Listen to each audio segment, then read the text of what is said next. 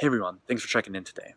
Just finished my first exam in medical school, and I'm just taking a walk through beautiful Pacific Spirit Park at UBC today.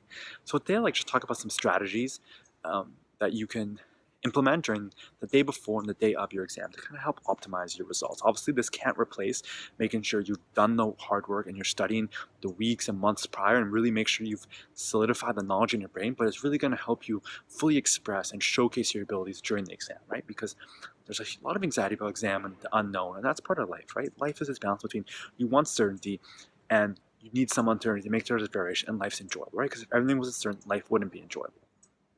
And you got to change this view from exam. It seems this horrible thing to, hey, this is my chance to showcase what I know, my ability to solidify my learning. So I just like to go over kind of how my day went the day before and the day of. So the day before the exam, I ruled no studying before because it really doesn't help do anything but stress you out. Right? It's just like if you were going to run a big exam, or I'm running a big track meet, not a big exam, excuse me, totally misspoke. But if you're going to run a big track meet, you're going to be in a big basketball game, you couldn't train your ass off the day before the exam, before the competition. That's just stupid, right? You really need to make sure you rest and you're at the peak state. It's the exact same thing for exam, right? And I really take the athletic mindset because there's so many commonalities between performance in academia and the performance in athletics. It's just that the deliberate practice that's so prevalent in athletics really hasn't made its way to academia. But if you're willing to use principles of deliberate practice in academia, you will give yourself the best chance to achieve your full potential, right? So no studying. Another big thing, and this is what I learned while I was taking my MCAT, was the importance of laughter and changing physiology. So the day before I wrote my MCAT, in which I got a 35 out of 45, which was the 95th percentile. It's not to brag, but it's to showcase these principles really do work. The Friday, because I took it on Friday morning, so the Thursday morning I woke up really early, did a practice exam, and I got overall 37, but I got a 9 on the verbal, and I was freaking out because my goal was to get 14, and I was consistently getting 11s and 12s and 13s on practice exams like the weeks before, but my performance was just going down this week, and I called my mentor. I was kind of freaking out. I was like, what the hell? Like, I've been in all this work, and the results aren't coming. He's like, dude, you just gotta chill the hell out. And he's like, get out of the room, go to movie theater, watch a funny movie. And I was kind of like, that sounds kind of like bullshit. I should be. And he's like, I had a student exactly like you, exact same position, very similar kind of intellectual ability. He called me the exact same time and was like super stressed out, and he told me the exact same advice: go to movie theater, change your state, just laugh your ass off as much as possible. And he ended up getting a 36 on his MCAT and going to Mayo Medical School. So as soon as he said, I was like, okay, I'm willing to trust you because I'm willing to model his behavior because he achieved the result I wanted. So I went in, I watched Neighbors, which was a really, really funny movie. And then I watched a lot of Key and Peele at the time because I love them. I haven't really followed them recently, but laughter is amazing. So last night I was feeling a bit stressed out.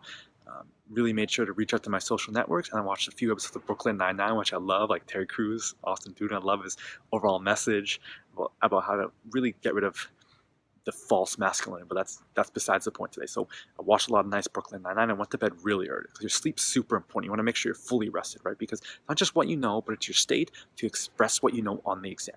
So I made sure I was in bed at night, had a pitch black room, had my I got some eye shades because I had lost them recently. I was like, okay, I need to get my eye shades.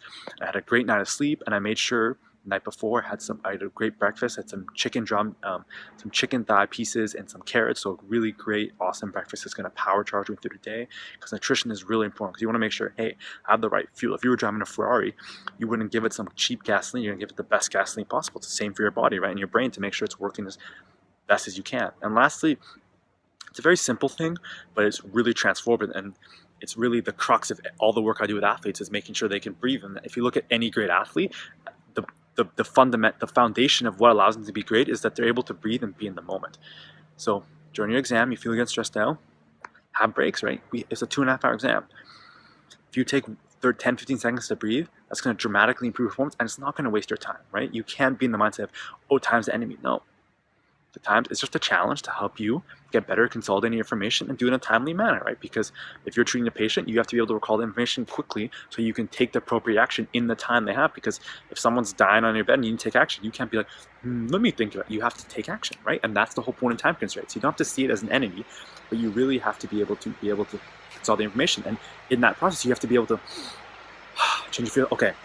You can't be frantic, right? You have to be that calm, sympathetic response, which is going to allow you to take all this information and know what your answer is, right? So in conclusion, right, you really just got to know study night before, Make sure you're introducing a lot of comic relief, right? Just enjoy your stuff, right? It really brings you back to the reasons why and just totally changes your physiology.